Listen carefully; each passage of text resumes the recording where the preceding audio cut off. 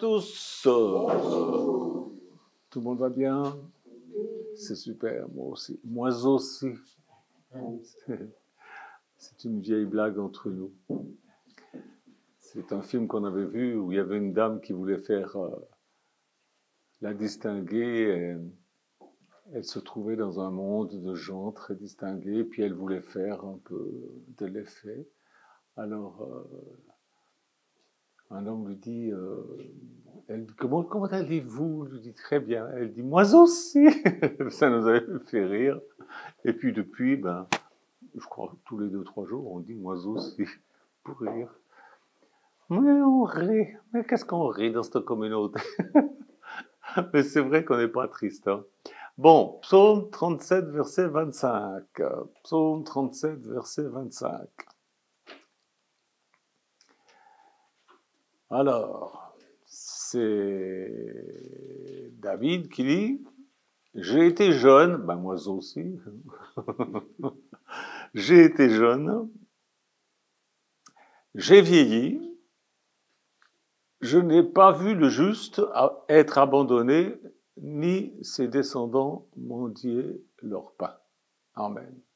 Seigneur, je te prie pour que cette prédication soit bien comprise, que personne ne se vexe, mais que chacun puisse mettre les pendules à l'heure et faire ta volonté comme c'est écrit. Au nom de Jésus. Amen. Dieu n'a créé personne pour la misère. Il nous a créés pour que notre vie soit comblée de toutes sortes de biens. Dieu ne veut pas que vous soyez pauvres, dans le besoin. Certaines religions enseignent cela, disant que les richesses pourraient vous nuire, vous pervertir, vous corrompre. C'est une absurdité. C'est pas vrai.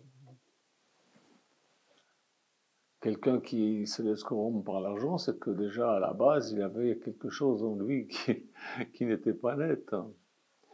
Je sais que certains d'entre vous qui m'écoutez en ce moment, vous avez du mal à payer vos factures, ça devient difficile, vous travaillez dur, peut-être vous avez fait des emprunts que vous devez rembourser avec intérêt, et vous vous démenez, vous grattez, comme on dit, hein, vous grattez les fonds de tiroir, vous avez de la peine à joindre les deux bouts, c'est une expression ça aussi qu'on comprend bien, hein, la peine à joindre les deux bouts.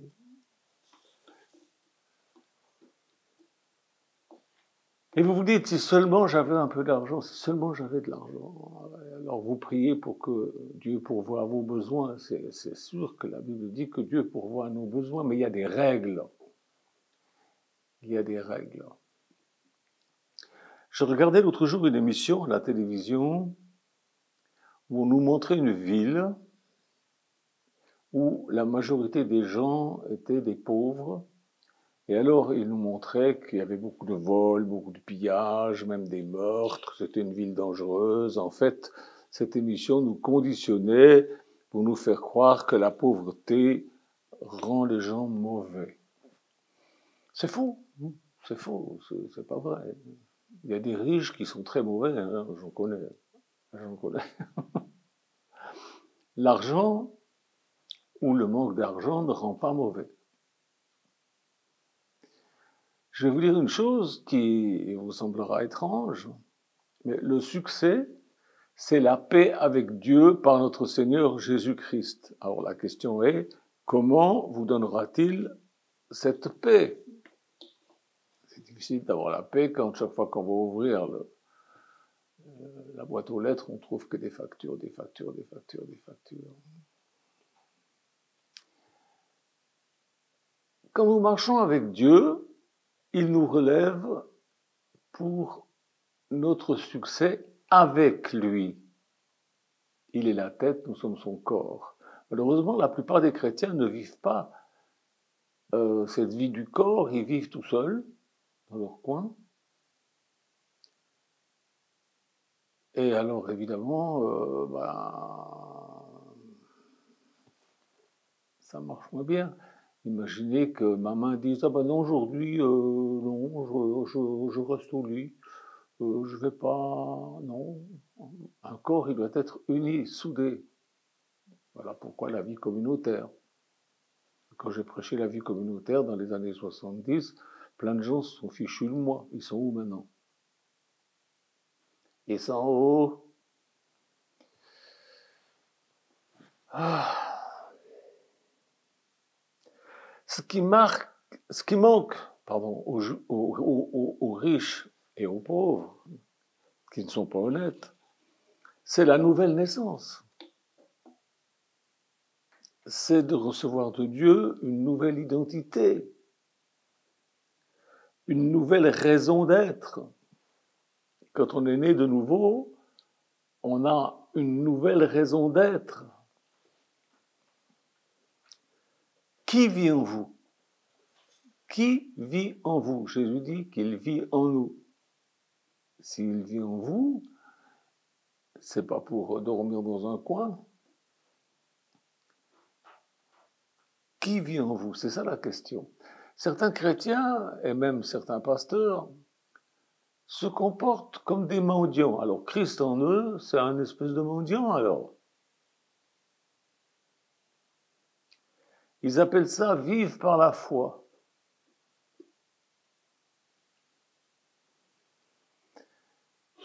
C'est une fausse croyance. C'est une fausse croyance. Dieu ne veut pas que vous soyez à la charge des autres. Dieu ne veut pas ça. Il veut que vous appreniez ce qu'il veut et ce qu'il peut faire au travers de vous. Que vous soyez pauvre ou que vous soyez riche. Je parlais tout à l'heure avec un frère et je lui disais, c'est vrai que nous faisons parfois des appels d'argent, mais c'est pas pour nous. C'est parce qu'on voyage dans le monde entier, on voit la misère et puis on veut pourvoir à cette misère, on ne peut pas le faire tout seul, on doit le faire en tant que corps. Donc si je suis l'œil qui voit qu'il y a un besoin quelque part, eh bien, je peux aussi être la bouche qui dit, ben, il y a un besoin, au secours, aidez-nous à pourvoir à ce besoin. Et c'est comme ça que, par exemple, on a monté un orphelinat, etc., des écoles, des forages, que Philippe et Marie-Claire sont allés encore au Togo pour... mais c'est pas de la mendicité qu'on fait. C'est Dieu notre source. Mais comme on est un corps, le corps de Christ, l'Église, c'est un corps, alors on fait part, n'est-ce pas, que chacun puisse mettre sa participation. Mais c'est pas pour nous. On n'est pas des mendiants. Je peux très bien vivre sans vous. Hein. Pas besoin des gens pour vivre. Hein.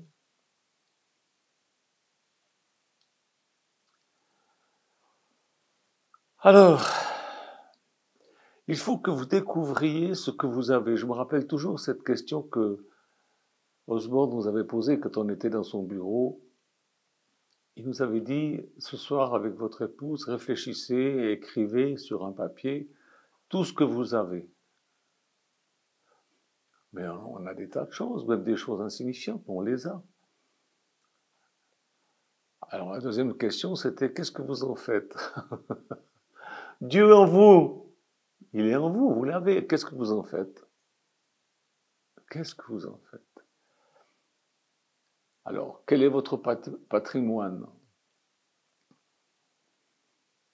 Quel est votre standing? Et surtout, quelle est votre mission? On n'a pas tous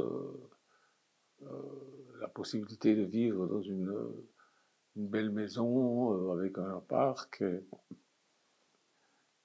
Et là, je m'adresse à vous, vous avez au moins un téléphone pour pouvoir m'écouter. Hein? Donc, vous n'avez pas rien du tout, vous avez quelque chose. Qu'est-ce que vous faites avec ce téléphone? Vous parlez de votre chat? Est-ce que vous témoignez avec votre téléphone? Quelle est votre mission? Qu'est-ce que vous faites avec ce que vous avez? Alors un conseil, ne cherchez jamais à représenter Dieu avant d'être vous-même en règle. Parce que vous n'allez pas donner envie aux gens. Vous savez, les gens ne sont pas dupes. Hein. Les gens ne sont pas dupes.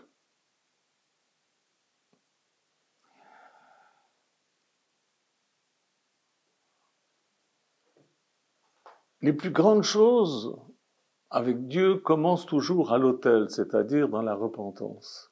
Lorsque les comptes sont en règle, que vous avez fait le point avec Dieu, que vous êtes mis en règle, quand votre vie devient pure, parce qu'elle est purifiée dans le sang de Jésus-Christ, que le passé est effacé, que vous naissez de nouveau, vous avez donc une vie nouvelle, avec des actions nouvelles, avec des comportements nouveaux, qui sont selon Dieu, non pas selon vos petites idées religieuses.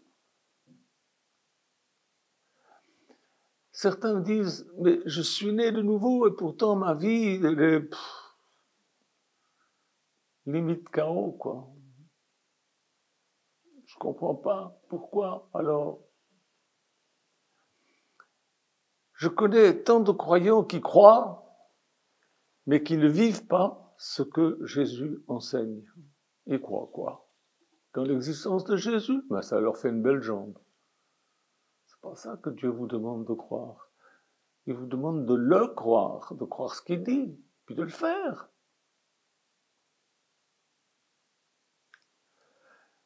Cette histoire de vivre par la foi, beaucoup en font une excuse pour rien faire. Ils attendent que Dieu pourvoira. En fait, quand ils disent ça, ils disent « les gens vont pourvoir, les gens vont donner » ou les aides sociales. J'en connais même qui prêchent, qui font de la musique, qui gesticulent beaucoup, mais le soir venu, quand ils éteignent leur lampe, ils savent très bien qu'ils ne sont pas en ordre, il y a quelque chose qui ne joue pas, c'est pas juste, il y a quelque chose qui ne joue pas. Leur vie de foi, c'est surtout une vie de laisser aller, ils comptent sur Dieu, mais Dieu ne vous doit rien. Dieu ne vous doit rien. Alors, à force de vivre dans cette idée, dans cette fausse idée de la vie par la foi, où tout à coup, voilà, vous vous levez le matin, puis vous trouvez des billets par terre, dans votre salon, et puis j'ai entendu des témoignages tellement idiots.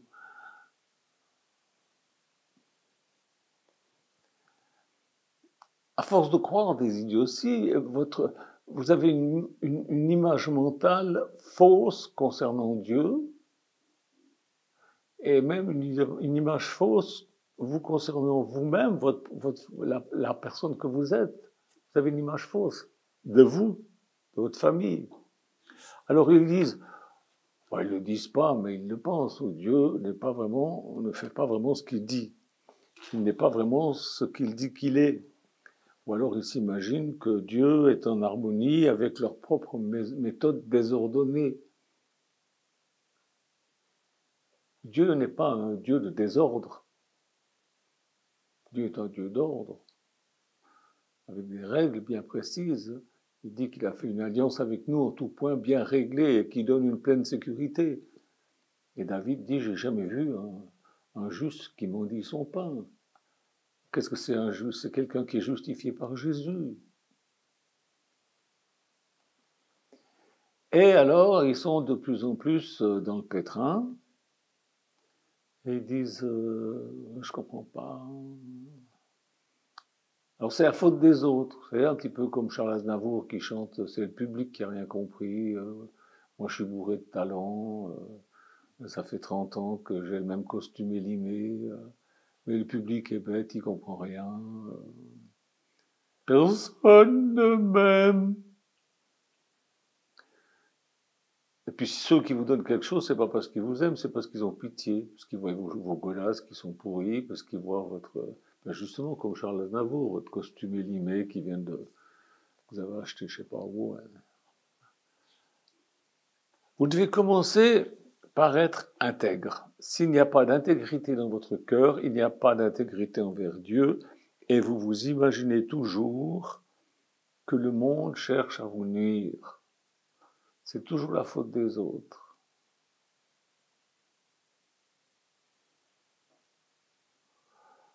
Vous savez pourquoi vous pensez comme ça? Parce que vous jugez d'après vous-même. On juge toujours d'après soi-même. Les menteurs, ils croient toujours que les gens leur mentent. C'est aussi simple que ça, c'est aussi simple que 2 et 2 font 4. C'est comme ça. C'est comme ça, c'est pas autrement, c'est comme ça. Vous voulez pas me croire, bah tant pis. Mais il y a une bonne nouvelle là-dedans, il y a une bonne nouvelle, c'est que Jésus veut vous pardonner. Bon, c'est possible, peut-être, que ceux que vous avez offensés ou ceux que vous avez lassés par votre comportement de mendiant, de pique-assiette, de religiosité erronée ne vous pardonnent pas. C'est très possible. Bon, ben voilà. Ça fait mal, c'est embêtant, c'est très gênant, mais sachez une chose, c'est que Jésus, lui, il vous pardonne. Il vous pardonne. Mais, vous devez reconnaître vos erreurs. Pas dire, ah ben, il m'a pardonné, puis je continue. Non. Non, non, non, non, non, non. Changez de comportement. Changez de comportement. Est-ce que vous vous êtes bien regardé en face? Qu'est-ce que vous valez? Posez-vous les questions, sincères, sérieuses. Vous valez quoi? De quoi les gens ont-ils besoin aujourd'hui? Savez-vous de quoi les chrétiens ont besoin? Ils ont besoin de s'arrêter un moment et de se demander, Dieu a-t-il besoin de moi? Quelle est ma valeur à ses yeux? Jusqu'alors, la plupart des chrétiens disent, j'ai besoin de Dieu, mais ils ne pensent pas, est-ce que Dieu a besoin de moi? Avez-vous déjà pensé que Dieu a besoin de vous et que les gens ont besoin de voir en vous quelque chose qui les inspire à être comme vous?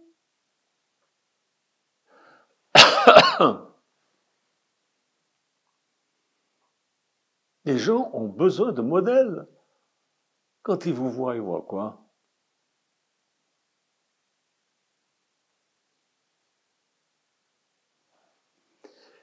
Vous vous rendez compte? On va faire une lecture dans Luc 16, 8. Attention, ça c'est une gifle. Parce que Jésus foutait des gifles aussi. Les enfants de ce monde, ceux que vous critiquez, c'est des gens mondains, c'est des idolâtres, c'est des pécheurs. Les gens de ce monde sont plus habiles vis-à-vis de leur génération que ne le sont les enfants de la lumière. Waouh, quelle gifle! Dieu, Jésus, est en train de louer l'intelligence des gens de ce monde. Ils sont plus avisés que vous. Alors les chrétiens, ah oui, les francs-maçons, les sociétés secrètes, l'ONU, et puis les gouvernements, et puis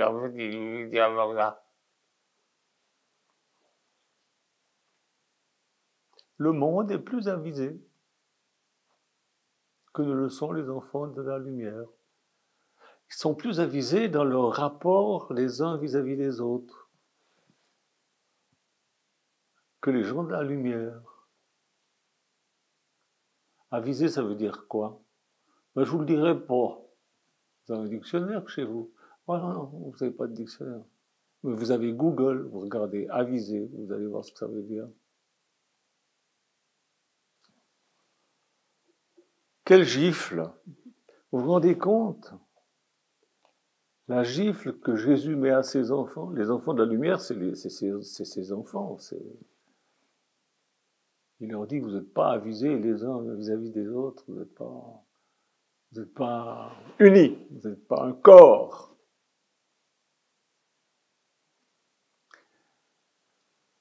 Dieu ne vous doit rien, les gens ne vous doivent rien.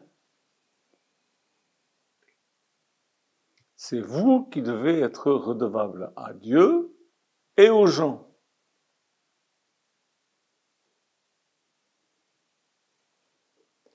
Tant que les gens comptent que ce soit les autres qui fassent, il n'y a rien qui se fera. Quand j'ai commencé à prêcher la vie communautaire, des chrétiens, des pasteurs sont venus chez moi, ils ont écouté, ils ont ri, ils ont dit oui, oh, c'est ton interprétation. Oh, Michel, t'as toujours de ces idées, mais enfin, Michel, ça tiendra jamais. Oui, puis 77, ça tient. Ils sont où ces chrétiens qui sont foutus de moi? Ils ont vieilli comme moi, enfin, pas tout à fait comme moi, non. Quand je regarde comment ils sont, c'est pas brillant, hein. Beaucoup d'entre eux sont seuls, ils pleurnichent. Je sais, ils m'écrivent, ils me téléphonent. Et ils nous envient. Oh, quelle chance vous avez! C'est pas de la chance. On a obéi à Dieu, puis Dieu nous a bénis. On a obéi. Ça nous a coûté quelque chose.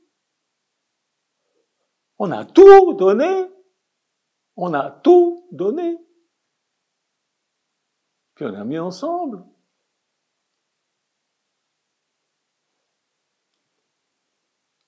Oh, mais moi, j'ai rien donné. Si, tu as quelque chose à donner. Nous, on a des gens, ils sont venus, qu'est-ce qu'ils avaient donné? Des dettes. Mais étant donné que d'autres avaient donné de l'argent, on a payé les dettes, on s'est arrangé, et puis tout le monde et il y en avait qui étaient au chômage, a dit, moi j'ai dit, je veux pas de ça, vous allez tous chercher du travail, et puis je les ai fait se secouer un petit peu, puis voilà, puis ça marche. Mais quel pasteur ose dire ça maintenant à ces chrétiens? Ils disent, on va prier, le Seigneur va pourvoir. Alors ils ont vieilli, ils sont seuls, ils pleurnichent. Et ils nous envient. Est-ce que vous faites envie aux gens que vous rencontrez?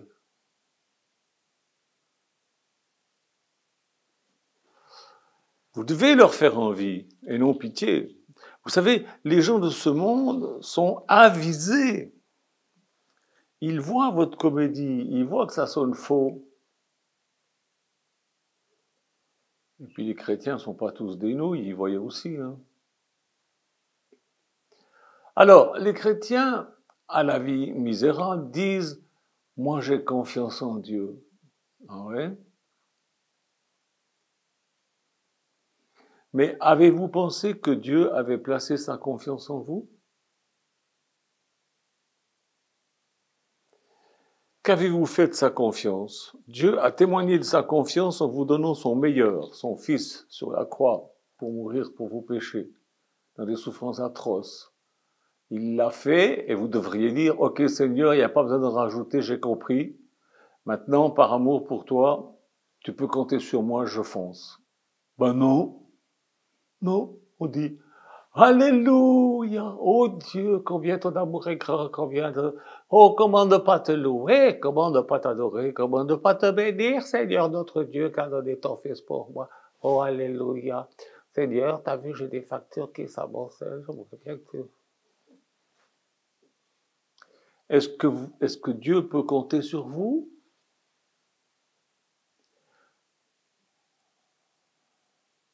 Ou est-ce que vous avez joué aux chrétiens du dimanche? Vous savez, les chrétiens du dimanche, ils répondent pas à l'amour de Dieu, sinon en assistant à des réunions. Où c'est que Jésus a dit qu'il fallait assister à des réunions, s'asseoir en randonnion, puis écouter le bon pasteur qui nous parle. Voilà, puis après on prend un peu de vin, puis on prend un peu de pain, puis on dit voilà, on était rendre notre culte à Dieu. Mais j'espère qu'il est content quand même, hein. Puis j'ai donné à la collecte.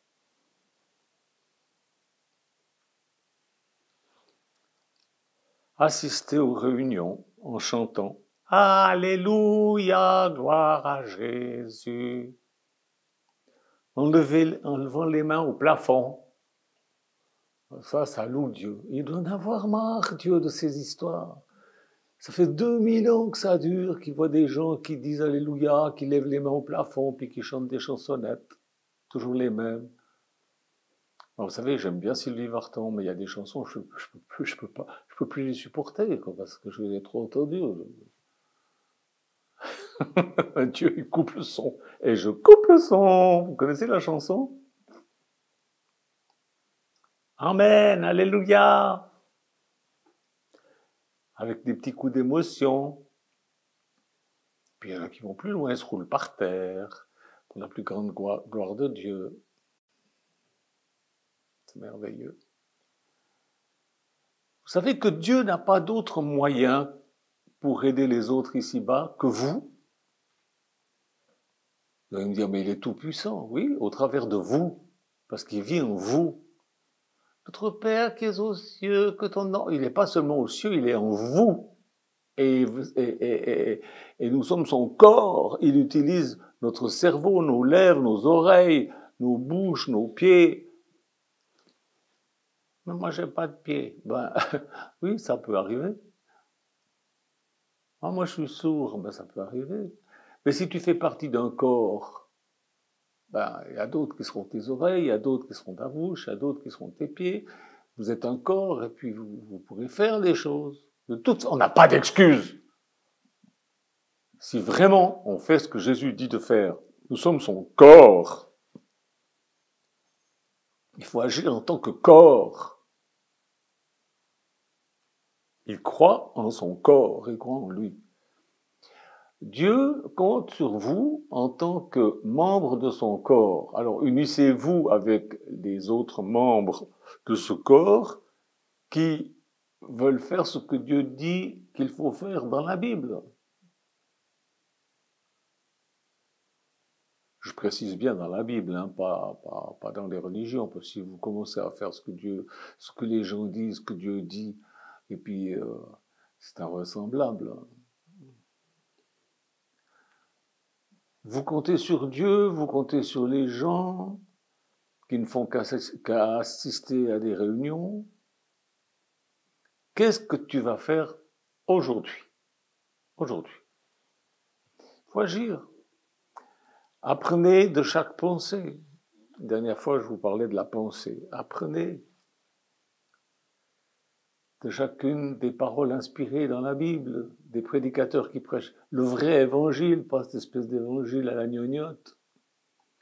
Chaque action de votre part pour les autres, c'est Dieu qui agit au travers de vous. Tout ce que vous faites au plus petit, c'est à moi que vous le faites, c'est Jésus qui le dit. Dieu voit les autres au travers de vos yeux. Et que regardez-vous quand vous regardez les autres? Une personne qui peut régler vos factures. Moi, c'est un peu le sentiment que j'ai quand je vais dans certaines églises.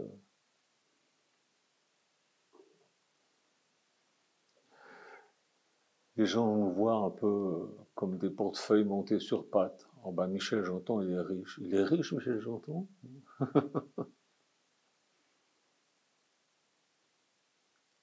C'est vous qui avez tout en Jésus-Christ. Alors arrêtez de penser comme des mendiants. C'est vous qui avez, c'est vous qui pouvez donner. C'est vous qui devez faire envie et non le contraire. On va lire Luc 8. Oh, décidément Luc, hein. Luc 8, 18.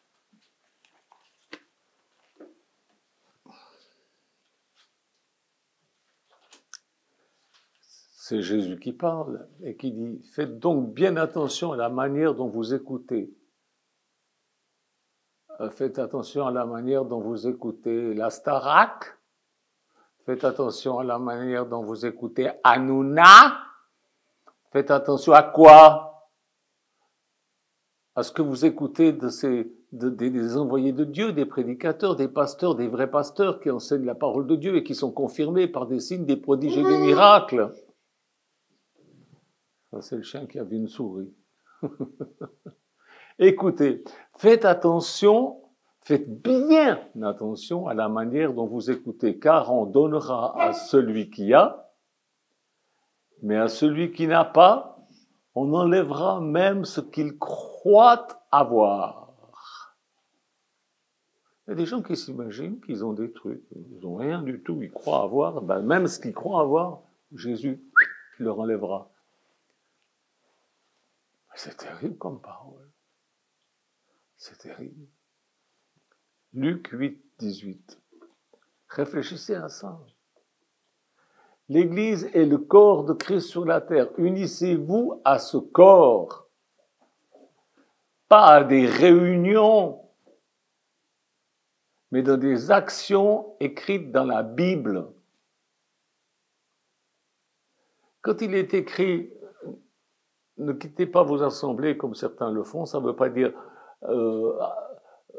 continuez à aller le dimanche matin entre 10h et midi à l'église. Non, ça veut dire n'arrêtez pas de vous assembler, ne vivez pas seul, continuez à être assemblés, continuez à être ensemble, vivez ensemble comme les premiers chrétiens. C'est ça que ça veut dire. Mais si tu ne fais rien qui donne aux gens envie de vivre comme toi, ce que tu crois avoir, ben Dieu va te le reprendre. Dieu va te piquer ce que tu crois avoir. J'ai ce talent, j'ai ceci, il va te l'enlever.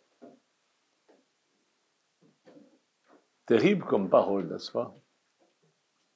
Alors je reviens au texte du début, parce que je vois beaucoup de personnes qui m'ont dit, dans les rues, dans les églises, certains le font avec plus ou moins de savoir-faire, ils le font de façon à ce que ça ne ressemble pas à de la mendicité, mais Dieu voit tout, hein. Il sait pourquoi tu agis comme tu agis, et quelles sont tes intentions.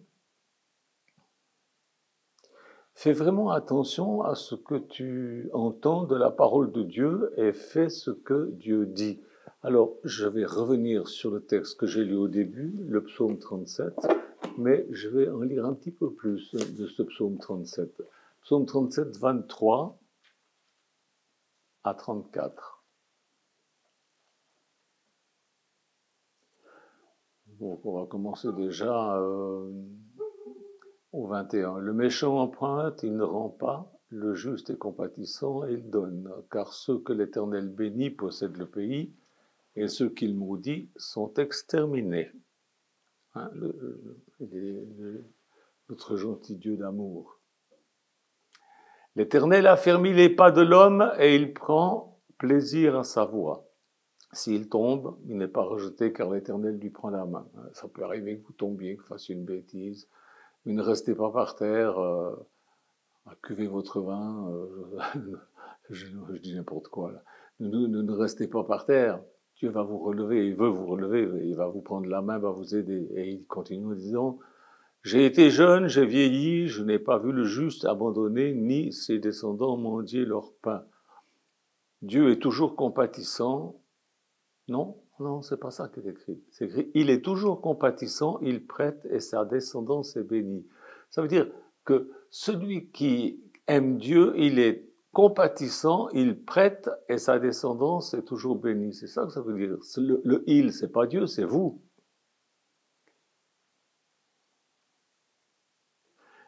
Détourne-toi du mal. Alors, juste un peu plus haut, c'est écrit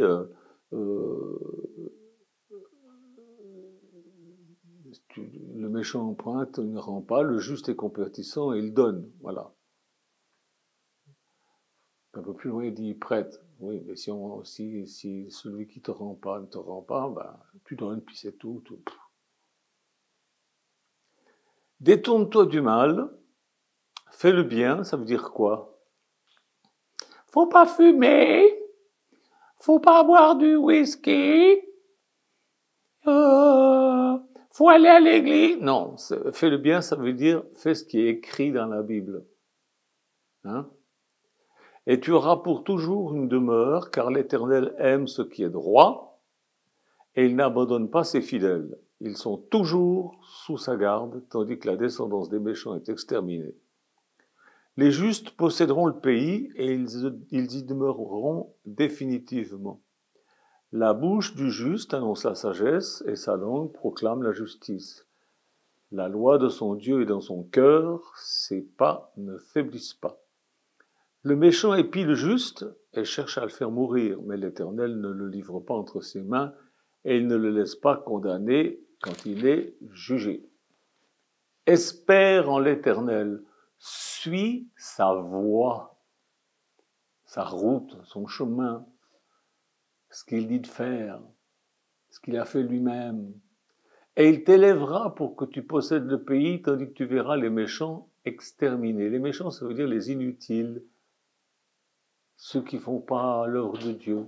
C'est ça les méchants après la parole de Dieu. Il t'élèvera si tu suis sa voie, si tu suis son chemin, si tu fais ce qu'il a fait. Bon, qu'est-ce qu'il a fait? Jésus, quand il est venu sur cette terre, il était donc chez son papa, chez sa maman, puis il était se faire baptiser par Jean-Baptiste, et puis tout de suite, qu'est-ce qu'il a fait? Des disciples. Il les a pris avec lui. Et qu'est-ce qu'il a fait? Il a vécu en communauté avec eux. Puis ensuite, il a dit, tout ce que je vous enseignais, enseignez-le aux autres. Et les premiers chrétiens ont enseigné ça, les disciples ont enseigné ça aux premiers chrétiens, et ils ont vécu en communauté. C'est ça, suivre la voie de Dieu. Vous allez me dire, mais tu reviens toujours sur cette histoire de communauté. Mais oui, parce que mes frères et sœurs, comment tu peux dire que tu aimes ton frère que tu vois que le dimanche matin à l'église, posé dans un coin, puis toi t'es posé dans un autre, puis vous êtes unis dans la louange. Mais vous foutez jamais rien ensemble, à part de temps en temps une petite agape où chacun apporte sa rondelle de saucisson. Alors, lisez les Écritures, prenez au sérieux ce que Dieu dit. Vous ne serez jamais un mendiant. Vous serez celui qui peut aider les autres, qui fait envie aux autres. Pas simplement parce que vous mettez de l'ambiance dans l'église quand vous y êtes, mais parce que vous êtes quelqu'un qui a une bonne vie, qui fait envie. Amen. Amen. Que Dieu vous bénisse, que Dieu vous aide. Je vous ai un peu grondé ce matin, mais c'est pas, je n'ai pas grondé tout le monde. J'ai grondé les mendiants. J'ai grondé ceux qui veulent pas suivre la voie de Dieu, qui veulent faire comme... Ah oui, mais moi je pense que... On s'en fout de ce que tu penses. C'est ce que Dieu dit qui est vrai. Oui, mais maintenant, ça n'a pas changé maintenant. C'est toujours pareil. Dieu est toujours le même, hier, aujourd'hui, éternellement. Ce qu'il a dit autrefois aux gens, il le dit aujourd'hui. Quand il dit, Dieu a tant aimé le monde qu'il a donné son Fils afin que quiconque croit en lui ne périsse point. Tout le monde aime bien le mot quiconque parce qu'il dit dans ce quiconque est à moi. Dieu a tant aimé moi qu'il a donné son Fils unique afin que si je crois en lui, je suis sauvé. Parce que le mot quiconque, ça veut dire moi. Bon, Luc 14, 33. Quiconque ne renonce pas à tous ses biens ne peut pas être mon disciple. Ah mais non, mais là, ça, le mot quiconque, c'est pas moi. Je me sens pas appelé à le faire. Non, je me sens pas tellement poussé. Puis je peux pas le faire parce que mon mari veut pas, mes enfants veulent pas, ma femme veut pas. Et qu'est-ce qu'il dit Jésus? Si tu aimes ta femme, ton mari, tes enfants plus que moi, tu n'es pas digne de me suivre. Oh, il est dur, Jésus. Ah oui, parce que vous pensiez qu'il était mou? Il est exigeant. Mais oui, il est exigeant. Il est Dieu. Mais si vous faites ce qu'il dit, ne dit-il pas celui qui abandonnera son père, sa mère, sa famille, ses terres, ses biens, il retrouvera tout au centuple sur cette terre et il aura quelques persécutions, mais il aura pour fin la vie éternelle. Ah bon, la vie éternelle? Ben oui, c'est aussi lié. Croire en Jésus, c'est pas simplement croire qu'il a existé, c'est faire ce qu'il dit. Et si l'on fait ce qu'il dit, ben on aura la vie éternelle. Est-ce que vous avez déjà pensé à ça? Beaucoup de gens citent le psaume, je crois que c'est le psaume 33 ou 133, je ne sais plus. Ah, qu'il est doux pour des frères de demeurer ensemble. Vous connaissez ce texte? C'est quoi? C'est le psaume 133. Hein? Ben, on va le lire encore. Tiens, on a le temps. On a le temps. On fait comme on veut. Psaume 133. Il est court en plus. Oh, qu'il est agréable, qu'il est doux pour des frères de demeurer ensemble. Demeurer, ça veut dire quoi? Ça veut dire habiter. Être ensemble. C'est comme l'huile précieuse versée sur la tête qui descend sur la barbe d'Aaron. Ça représente le Saint-Esprit. Sur le col de ses vêtements, c'est le Saint-Esprit. C'est comme la rosée de l'Hermon qui descend sur les hauteurs de Sion. La rosée de l'Hermon, c'est l'eau de la parole. Hein. En effet, c'est là où ça. C'est là que l'Éternel envoie la bénédiction, virgule, la vie, virgule, pour l'éternité. Où ça? Là où des frères demeurent ensemble. Ah bon? Oui, vous dites toujours qu'il est doux et agréable pour des frères de demeurer ensemble. Oui, c'est doux, c'est agréable, c'est vachement agréable. Hein, le dimanche matin, entre 10h et midi, on vit ensemble, on loue le Seigneur, c'est vachement agréable. Mais ce que c'est être doux? C'est tout doux. C'est quoi cette religion? Ça n'a rien à voir avec ce que Jésus veut. Rien. Alors Dieu vous doit rien. Voilà. Et si vous faites ce qu'il dit, si vous suivez sa voie, vous ne manquerez de rien. Voilà ce qu'il dit. Et vous manquerez tellement de rien que vous pourrez aider les autres. En tant que corps uni.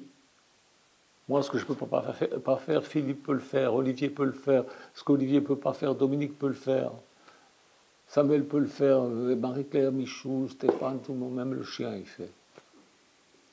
C'est vrai, même lui, il fait. Vous avez vu, il y a quelqu'un qui a passé, il a aboyé. Mes frères et sœurs, oh, Jésus revient bientôt, gloire à Dieu, on va partir dans l'enlèvement. C'est pas sûr. C'est pas sûr. Il faut être des vierges sages, avisées, pour partir dans l'enlèvement.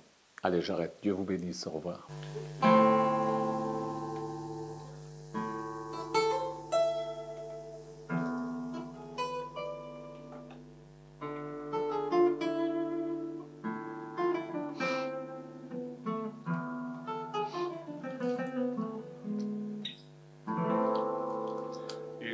Si peu de choses pour embellir la vie, un sourire, une rose,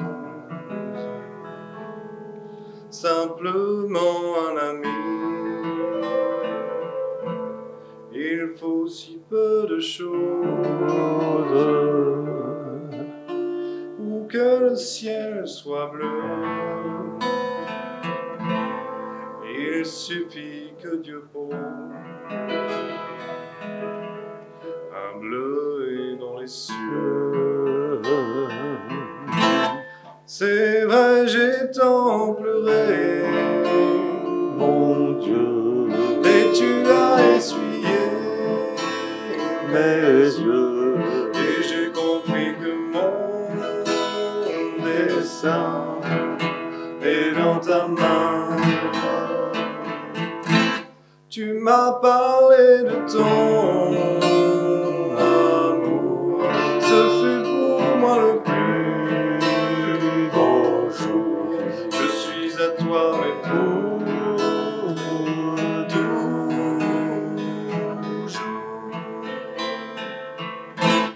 Il faut si peu de choses pour embellir la vie.